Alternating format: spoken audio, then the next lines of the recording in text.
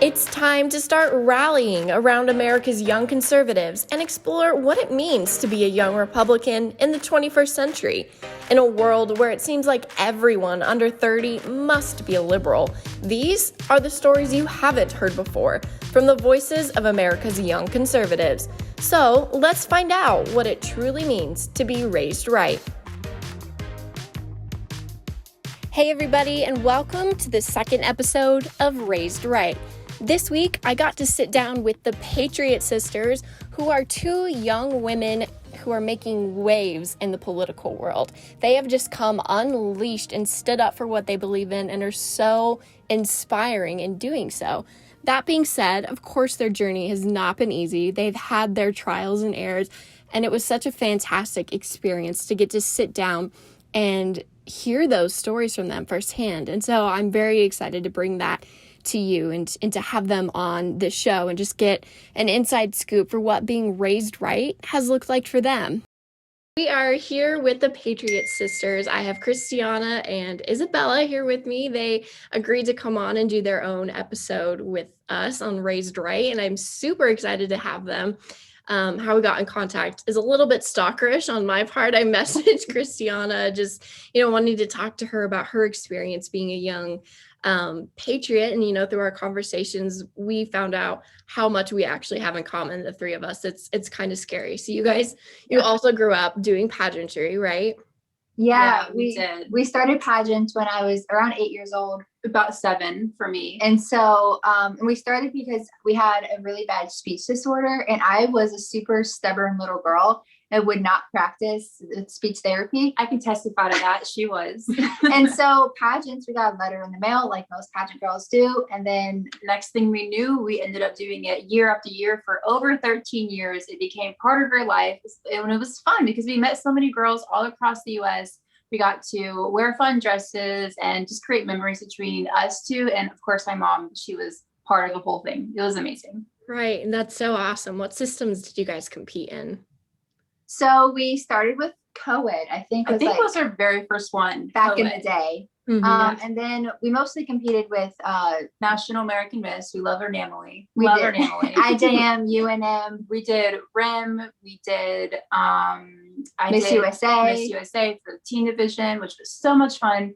But we just dabbled in a little bit of everything just to kind of dip our toes and whatnot. And it was fun. I mean, it was really good memories. I think, and we talk about this a lot now, but we started pageants for one thing, but we continued with them for another reason. And we could not do what we do with the Patriot Sisters today. If it wasn't for the opportunities we had with pageants before. If it wasn't for, I lost for the first 8 years of competing. Like, I didn't win.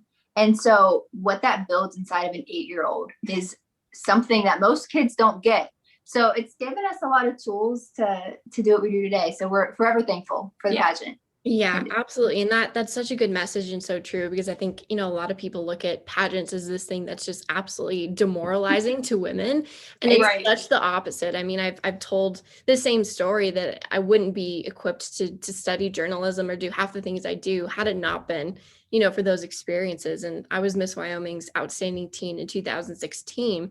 And even then it was like, nobody did pageants. Like, if you were a pageant girl, you were, at least in Wyoming, on like your own planet. You didn't fit in. And so, and that's even transcended into college and as a young adult, and I've had that thrown in my face that, oh, you're a pageant girl. Like, you're dumb. You can't talk about this. You don't have just another blonde. Yeah. Exactly. And it's so empowering. And especially, you two are absolutely beautiful. So when you walk in the room and then have the skill set to be able to talk about the things that we do in the political world, it's, super inspiring to see two young girls that also did pageants and have made the most of it. So super, super excited to connect with you guys about that. Thank you. That means a lot. When I was stalked, I stalked you back. I was like, just for being honest.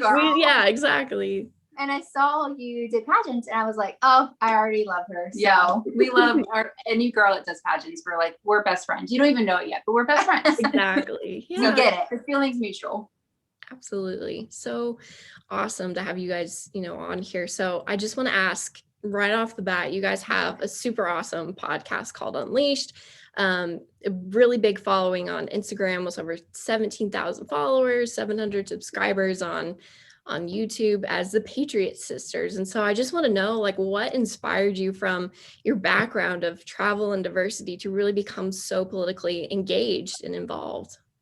Well, we certainly were not politically active as a family growing up. We were everything but that. So it was very much of a left turn for us, yet at the same time, so natural for our family to just like support us as we walk into this new facet of life. It wasn't until Trump, well, for us, Trump was the pageant guy. You're So right, exactly. we loved him. Nobody had an issue with him as the pageant guy. Mm-hmm. So we used to actually comment on his Instagram years ago, like hey, 2014 era. You should run for president. You'd be a really amazing president. So when he announced that he was running, we were immediately on board. But we didn't launch the Patriot Sisters until, honestly, and we don't think we've ever really talked about this a whole lot, but it was really the pageant industry and how they turned on us for being conservative that made us. It was a launching pad for us. It was the last little straw that just said, do it. We're going for it. Go for it. It was just watching our friends that we grew up with, competed with, were expecting to be in our weddings, turn on us, publicly shame us, say all these horrible things, spread rumors just because we were conservative and just because we had a different opinion than they did on certain topics. And so that was our launching pad. Yeah. We kind of looked at each other and said, if they don't like us doing it on our personal page, let's create a movement and let's just go full force, because someone has to. Might as well. So we started the Patriot Sisters in the end of June of 2020. And since then, it's been a whirlwind of amazing opportunities, things like this. We got to go to the National Mall and speak 2 days before the 2020 presidential elections. Wow, was that crazy fun. I mean, it's just been the best decision we probably could have made in a very long time. Absolutely. And I think that's so admirable for anybody that has, their friends turn against them, to be able to come back and rise above it, because that is one of the hardest things to go through, is to lose your friend group and the people that, like you said, you thought would be in your weddings, to turn their back on you simply because of your political beliefs. Like, that says so much about where we are as a society. And it's so awesome that you guys, chose to make your own brand out of that, because I think a lot of people would have just laid down and backed off to try to preserve those friendships rather than, rising above it like you guys have. So that's super awesome. And what I love especially about your brand is that you're very much, in line, of course, with your podcast title, but just about being unfiltered and not worrying about these trigger warnings that the left seems to be so obsessed with having. So why did you decide to go that route? And why do you think that's so important for, today and the way that our political climate is? Because why not? Someone has to, and we don't mind being those people, quote unquote, those people that just are the bull in the china shop. I mean, that's what President Trump was when he announced that he was running for president. He was the bull in the china shop, and he just messed and shaked everything up just enough to create an opportunity for all of these true patriotic people in America to come forth and stand up in their own communities. And we wanted to do the same, of course, on social media. It's convenient, it's easy, it's fun. And we really just wanted to give a voice. It sounds so cliche, such like a pageant answer, a voice to the voiceless, which is such a dorky thing to say. And so we just felt like, and especially in 2020, it woke a lot of people up for many different beliefs and different reasons. And what we saw is that people our age, so Gen Z, was being bombarded and brainwashed and pressured into saying they believe in certain things when I know they weren't raised to believe that. And so our heart was, can we give a voice and give them the tools that they need to, come against some of these accusations, helping them find the voice and to live in action, because it's so vital, especially now with all the chaos that's happening, to really be solidified in your identity and just to move forward with whatever your passion is, whether you agree or not, and to live that fully. And we weren't going to be, so pageants have taught us to be more refined. Ride the fence. Ride the fence. Very diplomatic. But that doesn't work in politics anymore and current events. Like, you have to be very blunt in what you believe. And we also it's okay to do that. Yeah. I mean, we grew up in a very blunt family, extended and immediate. So it was very natural. We're German. And if that tells anybody anything, we don't mind saying what we think, and that's that. And that's okay. No hard feelings. So it was kind of an easy step forward for us. That's awesome. I know the left likes to take that mantra of claiming that they give a voice to the voiceless, but I really don't think there's any demographic that's more voiceless than the young conservative. They don't have those platforms to share those stories and those Yeah. feelings and emotions, and it takes very strong people to kind of build that community. So I'm grateful that we have people like you, organizations like Turning Point USA that are really rallying that community and giving them that voice. And as great as it sounds on the front and all the great things that we get to do because of it, there is that dark side. It's not all sunshine and rainbows. And that was, unfortunately and fortunately, the way that Christianna and I connected was through our cancel culture stories. And you guys have been through the ringer when it comes to, being canceled, quote unquote. You've been doxxed, you've been threatened, you've been had Antifa come after you. So I just want to get the tea on what you guys have been through because of your voice and your decision to do this. Time to spill the tea. Here we go. And it's funny, I'm grateful now that we can laugh at it, because in the moment we were not laughing. I was crying. It was not fun. So let's set it up. It's like Okay. end of summer 2020. We're a couple months into the Patriot Sisters. At this point, we're hosting a couple flag drops locally. 60 to 80 people show up on a weekly basis. It's going fantastic. We're having so much fun. Yeah, we're enjoying the moment. It's good. It's great. And then at this moment, we're also, so one of the things we do on our Instagram at the Patriot Sisters is we post IGTVs that are informational about current events, and then with the Christian perspective, and just that's kind of our brand, our mojo. So we post a video. We did it about the video that was released about George Floyd. Bringing the facts, saying he should have never lost his life. The cop was in the wrong. But let's look at what actually happened. It may not be exactly what was being portrayed by the media. Whoa!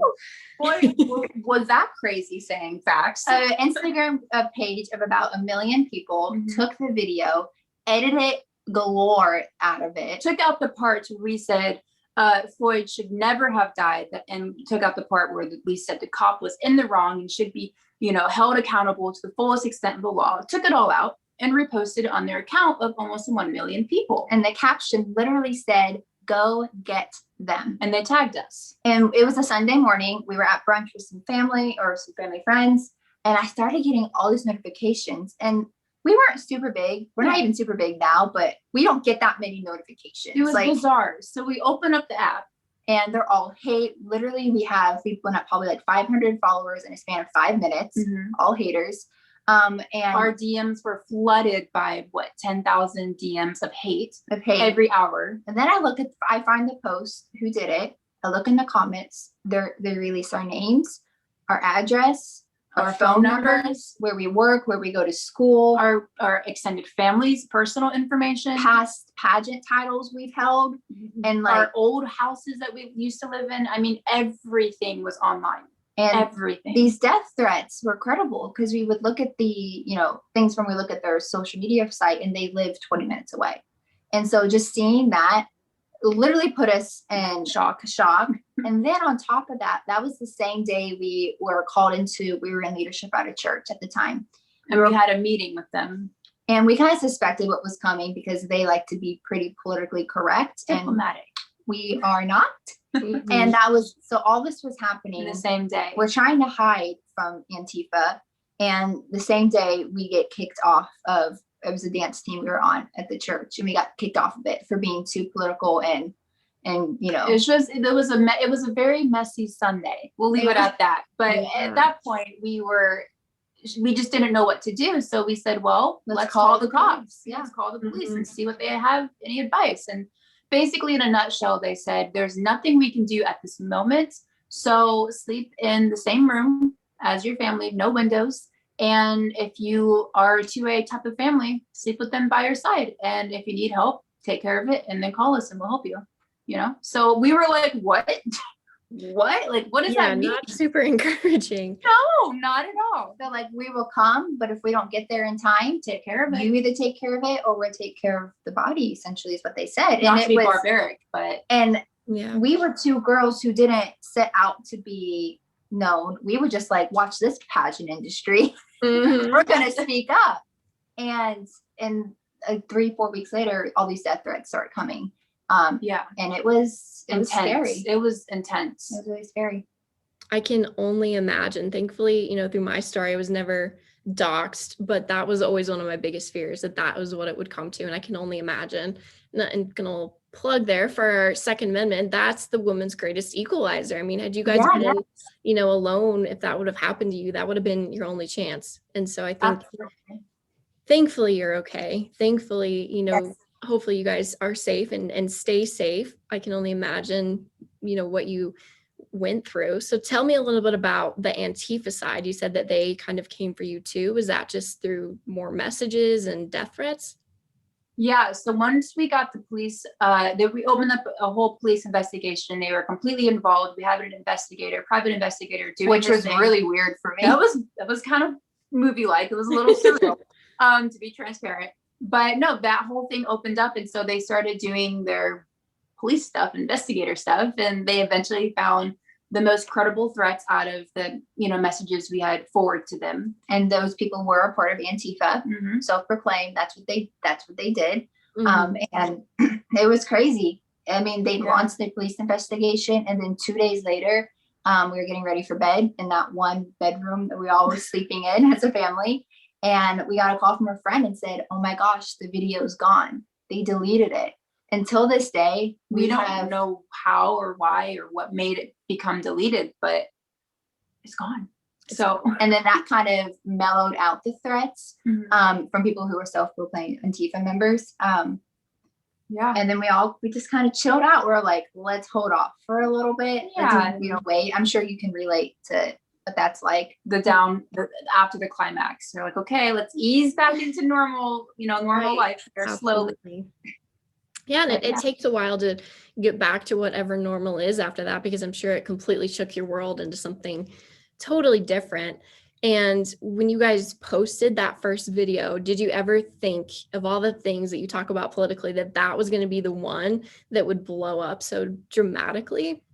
I think we had an idea that it was bound to get a little more attention than our previous videos because it was such a heavy and hot topic, but not to the extent of what happened.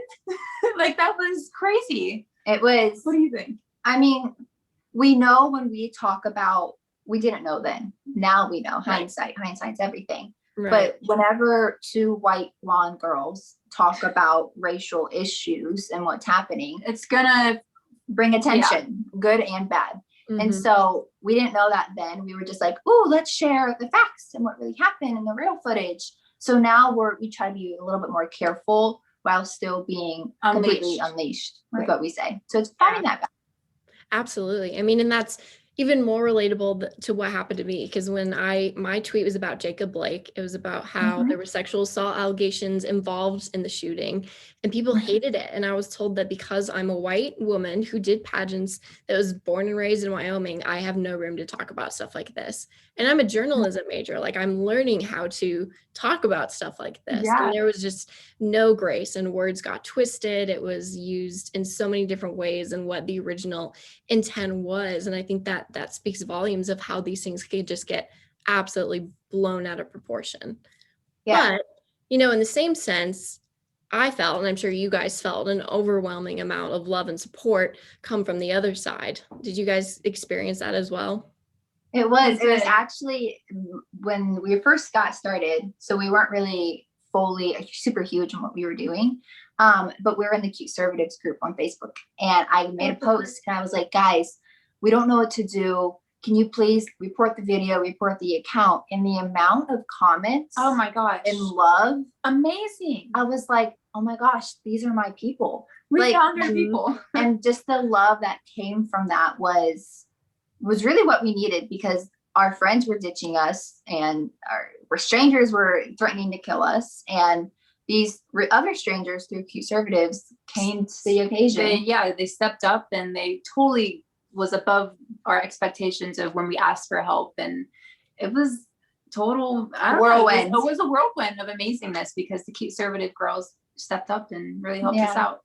Yeah, I really truly believe that quote unquote silent majority is one of the biggest, forces that there is to be messed with, so to speak. And so I think that rallying group is amazing when, it comes to back up people like us when we go through that crazy stuff. It's really true, because I don't know if it's a saying, but I believe there is truth to this, but the shy student in school is usually the person that will speak up when something super bad goes wrong. Like, never underestimate the quiet girl, the quiet boy, the underdog. Yeah. Those are the ones that make the movies great. So it's true. The silent majority is definitely there with the backbone. Exactly.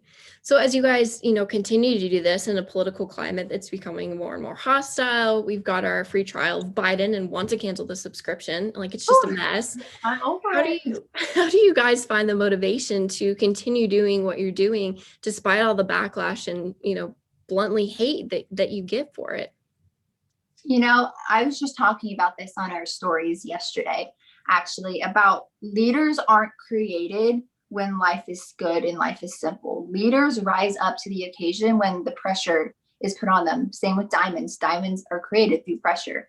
And so our heart is just for specifically girls, younger girls, just to know that even in the midst of adversity, that's when change occurs. And if you don't like what's happening, you have to speak up, because you can't keep relying on somebody else. We can't keep relying on the guys, the Lindsey Grahams, to speak on behalf of us, because they will turn their backs on us when push comes to shove. Hold your own. You have to hold your own and be okay with it. We have to rise up, stand tall, and fight back with truth, which is one of the things we always say. So yeah, I love it. That's awesome. So one last question for you guys as we kind of wrap this up. There are those young conservatives, even younger than us, that are, starting to grow up and get more politically involved and maybe scared to kind of come out with their conservatism, so to speak. And, because of examples like this, maybe terrified of it. But I think you guys have a really strong message to share. So for any, young conservatives out there that are listening, or even parents of young conservatives, what would be your message to them? Well, there's a lot of good things that we've gained along the way that we could share, but probably the number one thing that I could think of for myself is, and it's cliche, I get it, whatever, but don't give up, because the left will intimidate you. They will use every tactic. They don't care about your personal feelings. They don't care about your past, your history. They don't care bringing up things that still, are an emotional part of your life. They'll do anything to intimidate you, to shut you down, to quiet you, to silence you, whether it's in your home, community, school, or workplace. They don't care. So never, ever give in, never give up, continue striving for what you believe in, regardless of what your family or friends might say. That's good. And I would say, you have to have a firm foundation. And I think I heard Ali Stuckey say this years ago at a SAS event. But if you don't have your core beliefs as to why you believe a certain way, when 2020 summer comes around, you will be pushed along the waves, and you will waver on what you believe. So no roots. You don't have your roots. And so for us, that's our faith. And that's super something that drives every decision we make. But if you don't have the core beliefs of what you believe and knowing who you are, you will fall. So before anybody wants to truly speak up and on a bigger scale as compared to person to person, you have to know who you are, because they will try to get into your head. They will try to destroy you. They call us the meanest things. Oh my goodness gracious. Woo, some of these people. And if I didn't have a support system, and if I didn't know who I was and who Christ says I am, I don't think I would be able to handle it. It's really brutal. It is. So you have to be solid in your foundation. So be solid, know who you are, but also have fun with it. Yeah. Have fun. Life is meant to be joyful. You're meant to find joy through your journey, and laughter is the medicine for the soul. We've all heard that many, many times, but it's so true. Like don't take things too seriously. I always say it's a funny analogy, but I always say, be like a duck, let it roll off your back. It doesn't stick to you. So that's our little tidbits. No, I love it. Those are super great messages for people to hear, and I think need to be shared as much as we possibly can share with people right now, especially, for our young conservatives out there. So thank you both so much. It was such a joy and pleasure to have the Patriot Sisters on one of our first episode of Raised Right. So thank you both. I wish you all the best in the future. Thank you. And good luck with everything you guys do. We'll talk soon. Thank you. Absolutely. Enjoy this episode of Raised Right? Be sure to subscribe on your favorite podcast app to catch the next episode. And be sure to like and follow us on Instagram at Raised Right Podcast and Facebook and Twitter at Raised Right Pod.